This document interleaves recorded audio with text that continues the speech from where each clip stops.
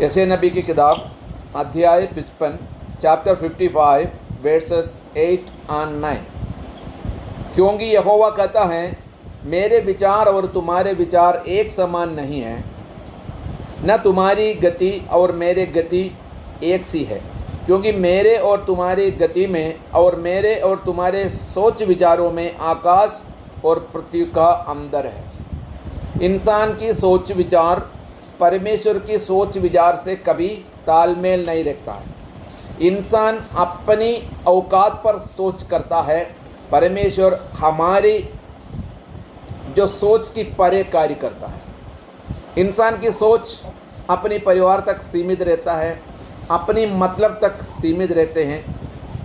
इसके आगे इंसान अक्सर नहीं सोचता है। मैं आपको वचन से कुछ उदाहरण भी बताऊंगा। हम अक्सर प्रार्थना करते रहते हैं, प्रभु हम मुझे ये चाहिए, प्रभु मुझे ये चाहिए, प्रभु मुझे ये चाहिए। हम अक्सर जब ये प्रार्थना करते हैं, हमें एक बात समझ में आना चाहिए, अक्सर हमारी प्रार्थना है ये बराबर नहीं सुना जाता है। और सबकी प्रार्थना सुनते हैं तो अभी हम कहाँ से कहाँ पहुँचता। हमारी हर एक जो ज़रूरत अभी तक पूरा हो चुका होता, लेकिन ऐसा नहीं है। हम जो प्रार्थना करते तो है, लेकिन अक्सर प्रभु हमारी प्रार्थना नहीं सुनता। प्रार्थना नहीं सुनने की कई कारण होता है। वचन ध्यान से पढ़ने वालों को समझ में आता है अक्सर प्रार्थना क्यों नहीं सुने जाते।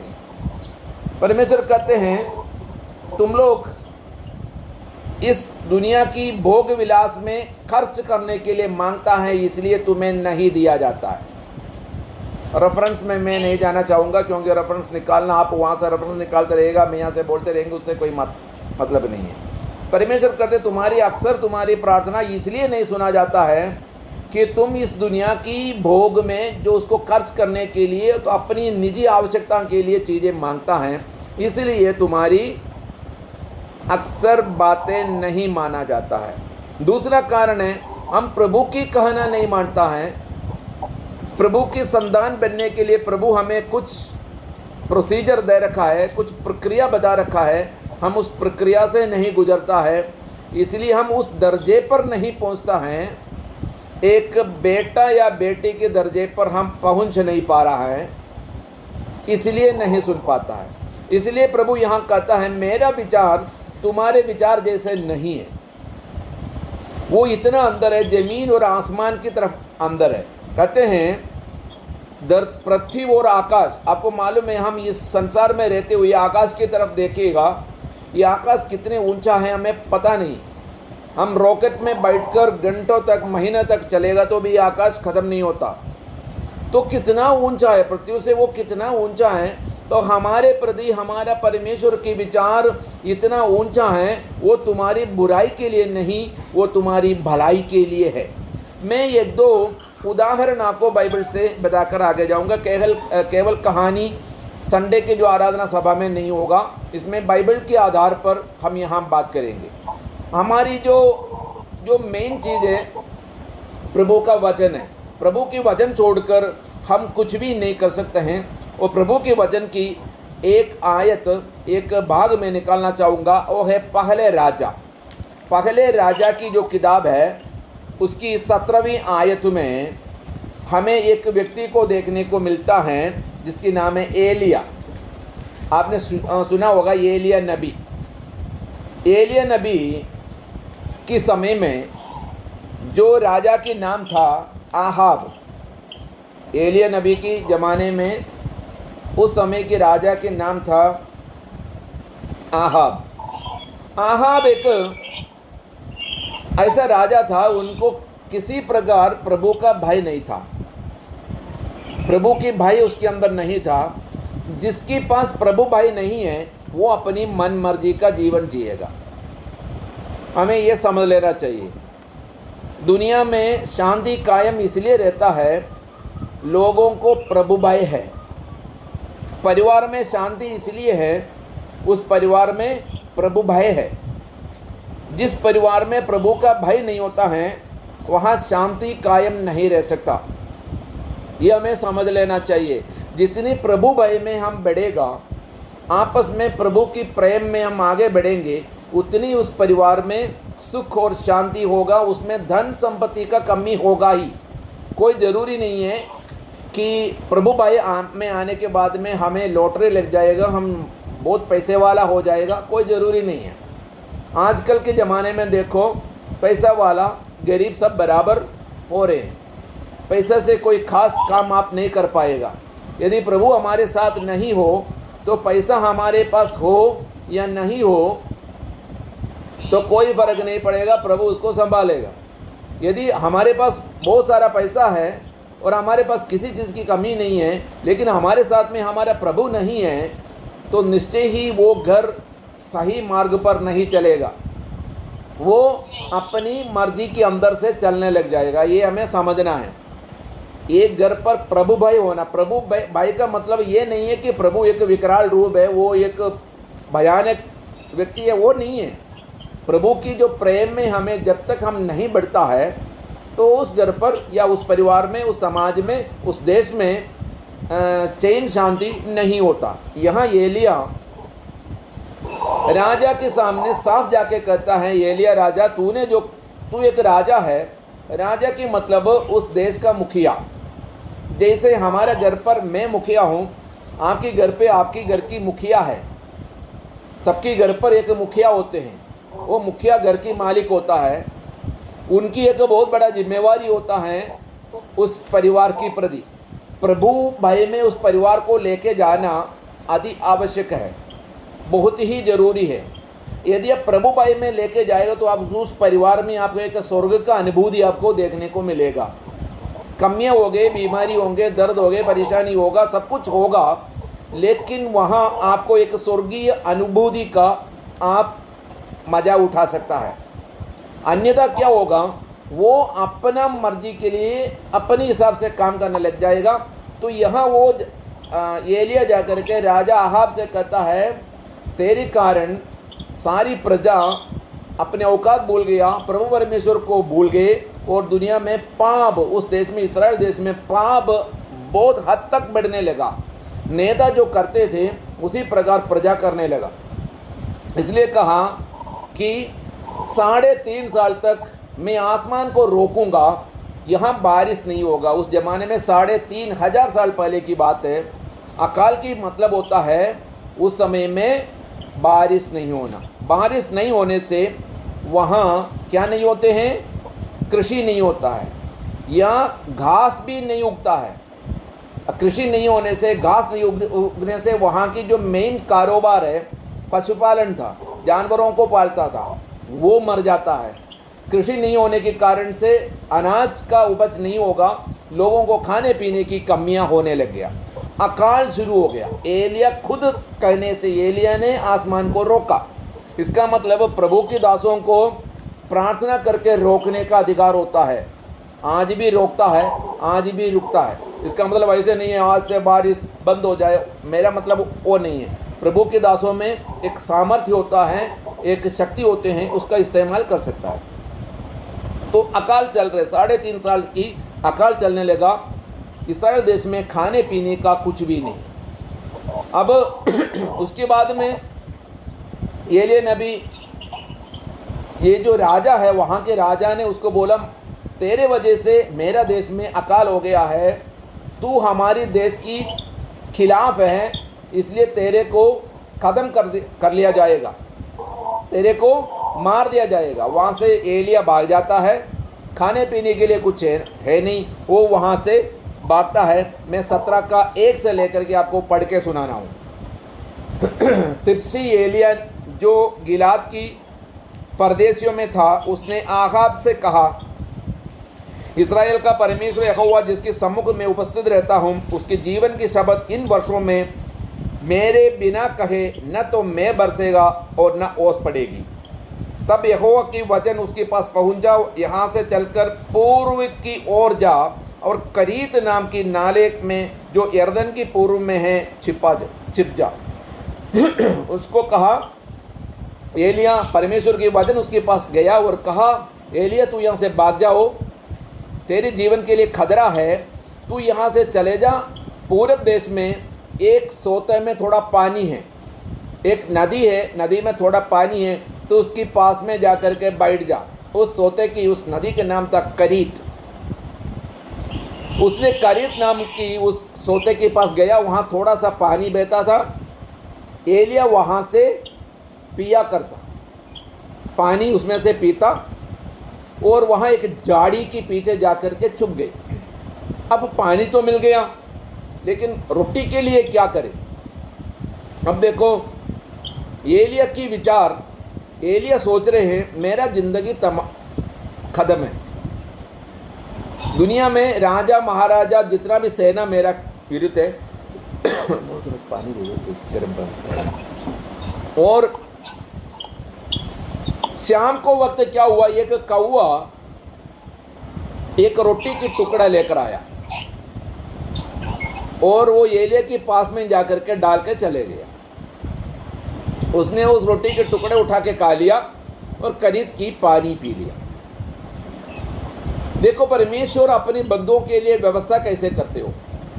आप सोचते हैं मैं कल के लिए क्या करूं, ये आपके लिए बहुत चिंता की बात है, आपके लिए नहीं, मेरे लिए भी है। हमें सोचना चाहिए हम क्या करें कल, मेरे बच्चों के भविष्य कैसे होगा, बिजनेस कैसे चलेगा, नौकरी नहीं है, पैसा नहीं है, मुसीबत है, क्या करेंगे। कभी कभी हम सोचते हैं मर जाए तो अच्छा है। हम आत्महत्या करने के बारे में भी सोचते हैं, लेकिन डर के कारण हम वो काम नहीं कर पा रहे। लेकिन हमारे पास कई तरह के विचार आने लग जाता है। जैसे नबी की किताब 55 अध्याय की 8वां पद में हमने क्या पढ़ा था, मेरे विचार तुम्हारे विचार की तरह नहीं है। जिस प्रकार के पृथ्वी के ऊपर आसमान ऊंचा है, मेरे विचार तुम्हारे विचारों से काफ़ी ऊंचा है, क्योंकि मेरी तुम्हारी गति और मेरे और तुम्हारे सोच में आकाश और पृथ्वी का सा अंदर है। प्रभु हमारे लिए सोच विचार कर रखा है। हम फालतू की चिंता कर रहे हैं, कल क्या होगा, कैसे होगा। हमें ये जो डर है मुफ्त में मिलता है। यदि कुछ नहीं है तो हम अकारण कोई चीज़ ढूंढने लग जाता है। रात की सोते समय हम फालतू चीज़ों को सोचता, मैं मेरे बात कर रहा हूँ, जरूरी नहीं है आप ऐसे करता हो। मैं भी एक आम इंसान हूँ, मेरे जीवन में भी कई प्रकार की चिंताएं होते हैं। कभी मुझे नींद नहीं आता है, कभी मैं सोच में पड़ जाता हूँ, कभी मैं परमेश्वर में बल पा करके हिम्मत से सो जाता हूँ।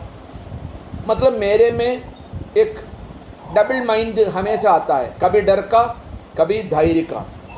हम सबके जीवन में आता है, लेकिन परमेश्वर की वचन आज हमें स्पष्ट ये बात कहता है, क्योंकि यहोवा कहता है मेरे विचार और तुम्हारे विचार में एक समान नहीं है, मेरा विचार तुम्हारा विचार जैसा नहीं है।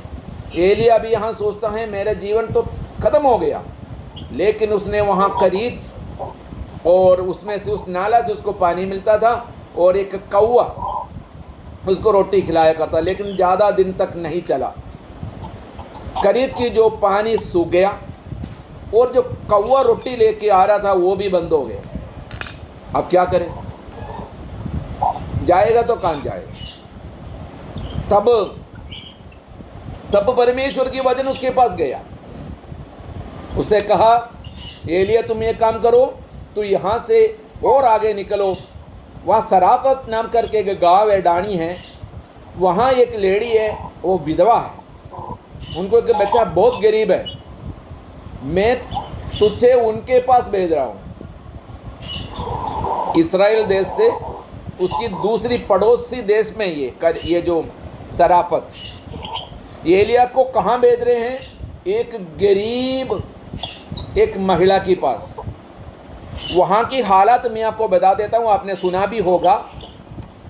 जो सराफत की जो विधवा है उसकी घर पर कुछ भी नहीं है, सिर्फ मुट्ठी भर आटा है और कुपी में थोड़ा सा तेल पड़ा है, मतलब एक फुल्का बना सकता है, ज़्यादा नहीं। तो उसने क्या प्लान बना लिया, अब थोड़ा आटा तो पड़ा है, उसको एक बेटा भी है, परिवार वाला उसको घर से निकाल दिया। अब क्योंकि पूरी देश में अकाल चल रहे, किसी के पास खाने के लिए नहीं है। साथ साथ में मैं आपको बताना चाहूँगा, ये जो आने वाले वक्त में अकाल की स्थिति आ सकता है, क्योंकि सब कुछ बंद है, कुछ नहीं बन रहे हैं, निर्माण कार्य सब कुछ बंद है। कृषि है, कुछ जगहों पे कृषि की कटाई नहीं हो रहे हैं, कटाई हो गया तो उसको ट्रांसपोर्टेशन नहीं हो रहे हैं, उसको सही ढंग से कोई जगह पर उसको सुरक्षित नहीं रख पा रहे हैं। मतलब आगे जाकर के जो हमारे इंडिया की जो जीडीपी है वो एकदम नीचे गिर रही हैं, हालात बहुत ख़राब हो रहे हैं, और पेट्रोल डीजल के दाम बढ़ रहे हैं, और आगे जाकर के मुश्किलें हो सकता है। लेकिन यहाँ इस वचन से मैं आपको बताना चाहूँगा, यदि परमेश्वर की विचार हमारे प्रति ऊंचा है, वो हमारे लिए व्यवस्था करने वाला परमेश्वर है। आपको ये विश्वास करना ही पड़ेगा, यदि विश्वास नहीं करे तो मरेगा। तो वहाँ जाकर के कहता है कि उनके पास जाओ। उस लेडी हमारे आज के ज़माने की तरह नहीं होता, गैस थोड़ी होता है, उनको लकड़ी बीनना पड़ता है। वो कुछ लकड़ी बीनने के लिए बाहर निकल रहा था। इस समय में हमारे पास्टर जी चौड़ा लटकाते हुए उस गली से निकल रहा था, तो उसने उस औरत को देखा। प्रभु की आत्मा ने उनको बोला, यही लेडी है, तो उससे बात करो। तो उसने उससे पूछा, थोड़ा पानी दोगे क्या बहन जी? तो उस लेडी ने बोला, हाँ जी, मैं आपके लिए पानी लेकर आता हूँ। तो उसने जैसे पानी लेने के लिए वापस घर जा रहा था, पीछे से फिर आवाज़ दिया, पीछे से फिर आवाज़ दे करके कहा, एक रोटी भी लेके आना। अब देखो, जो औरत है उसने क्या प्लान बना लिया, एक रोटी बनाएंगे, उसको अपने बेटे को खिलाएंगे, उसके बाद में मर जाएंगे। 17 की 12 मैं आपको पढ़ के सुना देता हूँ। उसने कहा, तेरे परमेश्वर यहोवा की जीवन की शपथ, मेरे पास एक भी रोटी नहीं है, केवल घड़े में मुट्ठी भर मैदा है और कुपी में थोड़ा सा तेल है, और मैं 2-1 लकड़ी बीन कर लिए जाती हूँ कि अपने और बेटे के लिए उसे पकाऊं और हम उसे खाए फिर मर जाए। उसकी विचार क्या है? मरने का विचार है। उसकी सोच है, मेरे बच्चे को मैं खिला के हम लोग मर जाएंगे, क्योंकि उसकी बेटा भूखा सोना उनके लिए मंजूर नहीं थी। उसने बोला, मैं मेरे बच्चे को खिला करके मैं मर जाऊं। आपको आपकी सोच के साथ में इसको तुलना करना है। आज आपके साथ में क्या कठिनाई है, उसको सोचकर आप प्रभु के ऊपर भरोसा करो। उसकी विचार हमारे विचारों से काफ़ी ऊंचा है, वो हमारे लिए व्यवस्था कर रखा है। हमारी अंतरात्मा की आंखें नहीं खुला हुआ है, इसलिए हम उस चीज़ को नहीं देख पा रहे। उस लेडी ने कहा, देखो ये हमारी हालात है, हम खुद भूखे मरने पर हूँ, अब तू मेरे से रोटी मांग रहे। इससे हमें एक बात समझना चाहिए, प्रभु कभी कभी हमारे पास कुछ भी नहीं है, उसमें से भी कुछ मांग लेता है। प्रभु देखना चाहते हैं क्या हम प्रभु को कुछ देने की काबिल है। यदि वो औरत सोचते, ना मैं तो नहीं दूंगा, एक ही रोटी है, मेरे बच्चे को खिलाना है, उस औरत के पास कोई गलती नहीं होगा। लेकिन उसको समझ में आया, हम इसको खा के क्या करेंगे, ये खाए तो भी कल मरना पड़ेगा। इसलिए प्रभु को उसको समझ में आ गया, जो बंदा मेरे पास आया है ये निश्चय ही कोई ये मोनी को अभी फोन करने आए क्या? तो उसने बोला कि ठीक है। वो गया, पानी लेकर आया, उस जो रोटी बना करके उसने उसको खिलाया, इसको एलिया को खिलाया, क्योंकि वो सराफत की विधवा को मालूम था प्रभु परमेश्वर हमारे लिए व्यवस्था करने के लिए सक्षम है। क्या आज आप ये विश्वास करेगा, मेरा प्रभु मुझे संभालेगा, मेरा प्रभु मुझे बर्बाद नहीं होने देगा, मेरे बच्चे को मरने नहीं देंगे, मेरा दुकान बंद नहीं होगा, मेरा बिजनेस बंद नहीं होगा, मेरे नौकरी चले नहीं जाएगी। यदि चले जाएगा तो भी प्रभु उसके आगे आपके लिए व्यवस्था करेगा। किरीत की पानी बंद हो गई, प्रभु के दास उस किरीत की पानी के ऊपर भरोसा नहीं किया, कौवा आना बंद हो गया, उसने उसके ऊपर भी भरोसा नहीं किया, क्योंकि उसके मालूम है उसको बुलाया कौन है। हमारे प्रभु यीशु ने हमें बुलाया, हमें चुना है। वचन में लिखा है, make sure your calling and election. तुम्हारी बुलाहट और तुम्हारे चुनाव और तुम्हारी बुलाहट को तुम समझो। हमें बुलाया प्रभु, हमें उस जगह पर पहुंचाने के लिए सक्षम है। हमने पहले देखा था यशायाह नबी की किताब 55 अध्याय में देखा, मेरा विचार तुम्हारा विचार बराबर नहीं है, मेरा सोच तुम्हारे सोच की उसकी बराबरी मत करो, क्योंकि मेरा सोच और तुम्हारा सोच जिस प्रकार पृथ्वी के ऊपर से आसमान ऊंचा है, मेरा विचार तुम्हारे उन विचारों से बहुत ऊंचा है। वहाँ प्रभु अपने दास को उस शराफत में क्यों भेजा? क्योंकि प्रभु को वहाँ एक उस औरत को, उस विधवा को बचाना था। अपने दास के लिए प्रभु व्यवस्था कर सकता था, लेकिन प्रभु के दास जब वहाँ नहीं गया होता, यदि वो दास ही वो जो आटा, जो रोटी है, जो पानी है, उसको नहीं पिलाए होते, उस अनुग्रह में बात का मैं आपको पढ़ के सुनाना चाहूँगा। हालेलुया। 17 उसका 15-16। परंतु पहले मेरे लिए एक छोटी सी रोटी बनाकर मेरे पास ले आ, फिर इसके बाद में अपनी और अपने बेटे के लिए बनाना, क्योंकि इस्राएल के परमेश्वर यहोवा यूं कहता है कि जब तक भूमि पर मैं न बरसाएगा तब तक न तो उस गड्ढे का मैदा समाप्त होगा और न वो कुप्पी का तेल घटेगी। हालेलुया। इससे ज़्यादा क्या गारंटी चाहिए था? हालेलुया। इस्राएल का परमेश्वर यहोवा यूं कहता है, जब तक यहोवा भूमि पर मैं न बरसाएगा तब तक न तो उस गड्ढे का मैदा समाप्त होगा, न उस कुप्पी का तेल घटेगा। तुम्हारे घर की कोई चीज़ की कमी नहीं होगा। तुम ये नहीं सोचना कि मेरे बैंक में अकाउंट में बैलेंस नहीं है, उसमें ख़त्म नहीं होगा। तुम निकालेगा तो फिर मिलेगा। प्रभु व्यवस्था करेगा, कौवों को लेकर आएगा, वो जाकर के डाले। कौवा के मतलब होता है कहीं से संभावना नहीं है, ऐसे होने की कोई चांस नहीं होता है, वहाँ से मदद प्रभु भेज सकता है। तुम्हारी मनसा क्या है वो प्रभु के सामने तुम्हारा मनसा तुम बता सकता है। मनसा के मन की जो तुम्हारा निर्णय, हाँ प्रभु मेरे पास जो है मैं वो तुम्हें देने के लिए तैयार हूँ। प्रभु मैं तेरे ऊपर भरोसा करता हूँ, क्योंकि अभी तेरे अलावा मेरे को किसी के ऊपर भरोसा नहीं है। ये लॉकडाउन कब ख़त्म हो जाएगा, ये हमारी भारत और पूरी दुनिया सुचारू रूप से कब तक चलेगा, कोई गारंटी नहीं। प्रभु हम तेरे ऊपर भरोसा करना चाहते हैं, तेरे अलावा, क्योंकि तेरे विचार हमारे लिए बहुत ऊंचा है। मेरे प्रियो, मैं आपको बताना चाहता हूं कि शराफत की उस विधवा की घर पर 3.5 साल कोई कमी नहीं हुआ। न केवल वो विधवा, उसकी सारे परिवार वहाँ से खा लिया। मैंने आपको पढ़ के सुना देता हूँ। तब वहाँ चली गई और इस्राएल एलिया की वचन के अनुसार किया। तब से वह वो स्त्री और उसका घराना बहुत दिन तक खाते रहे।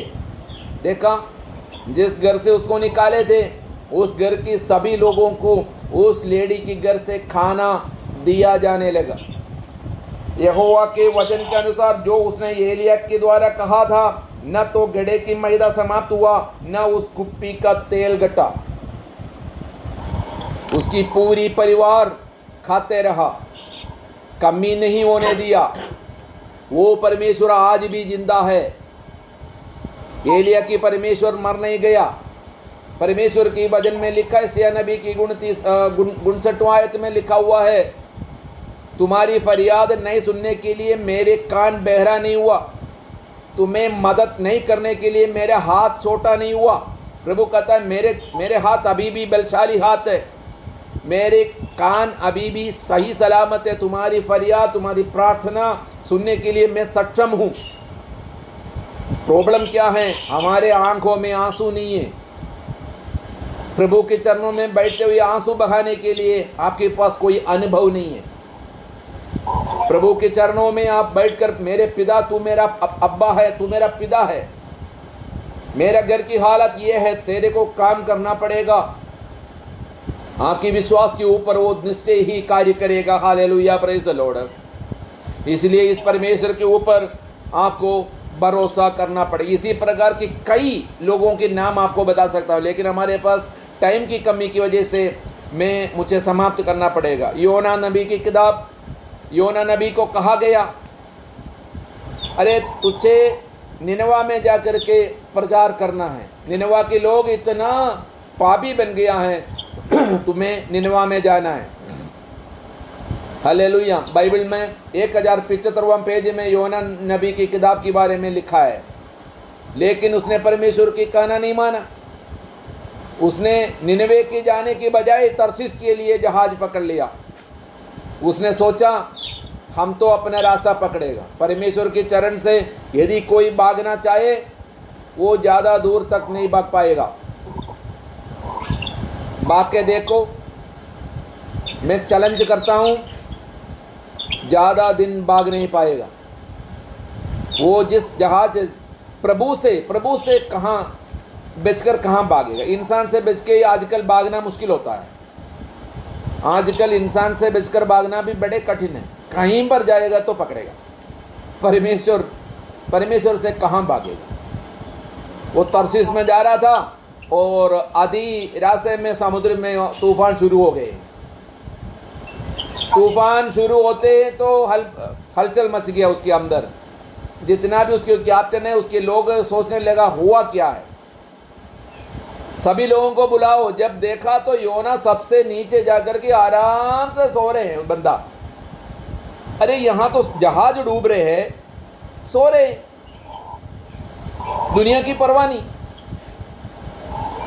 परमेश्वर वचन में, लेकिन नीति वचन में लिखा है, हे निकम्मा आदमी, दोनों पैरों के बीच में अपने हाथ रखते हुए तू सो रहे। कहते चींटियों को देखो, चींटी उरुम्बिन नोकी पाड़म बड़पिन। वो कहते हैं उनको देखो, वो कभी नहीं बैठते, वो सारा दिन इकट्ठा करते हैं। उसको मालूम है कि बारिश की वक्त आने वाला है, कुछ नहीं मिलेगा, वो अपनी सामान इकट्ठा करने लग जाते हैं। तो उसने बोला तू ऐसे आराम से कैसे सो सकता है। उसने कहा भैया ये जो जहाज डूबने की हालत इसलिए हुआ है कि मेरे वजह से मुझे उठा करके आप फेंक दो। योना ने विचार बना लिया कि अब मैं तो बचेगा नहीं। उन लोगों ने उसको उठा के समुद्र में फेंक दिया। लेकिन प्रभु ने उनके लिए व्यवस्था कर रखा था, एक बड़ा सा मछ जो व्हेल मछली, उसने उसको निगल लिया, चबाई नहीं, निगला। तीन दिन तक वो उसकी पेट में पड़ा रहा। तीसरा रोज उस व्हेल मछली ने उसको निनवा के किनारे पे जाकर के उल्टी कर लिया। परमेश्वर हमसे जो काम लेना चाहता है ना, कहीं पर भागो, वो काम हमसे लेगा।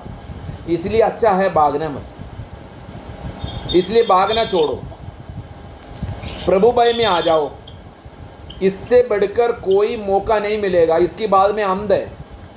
मैं मेरा चर्च में पिछले 2 साल से कह के आ रहा हूँ, वक्त खराब होने वाला है, वक्त खराब होने वाला है, वक्त खराब होने वाला है।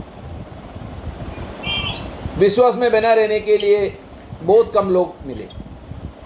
प्रभु के चरणों में हमें बना रहना पड़ेगा। प्रभु के ऊपर उसको पकड़े बिगर इंसान इस हालत से बच नहीं पाएगा। ये 1 दिन में 2 दिन में ख़त्म होने वाला समस्या नहीं है,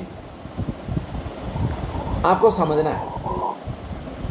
तो प्रभु हमारे लिए व्यवस्था कर रखा है, वो हमारे लिए सोच विचार कर रखा है।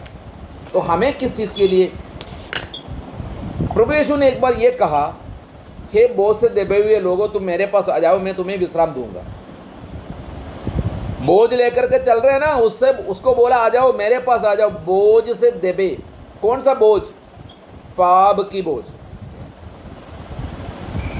पाप की बोझ। हम उस व्यक्तियों की तरह, हमेशा मैं मेरे चर्च में कहता है, कोई बंदा ट्रेन के अंदर बैठ के हुए भी अपना बोझ सिर से नीचे नहीं उतारता।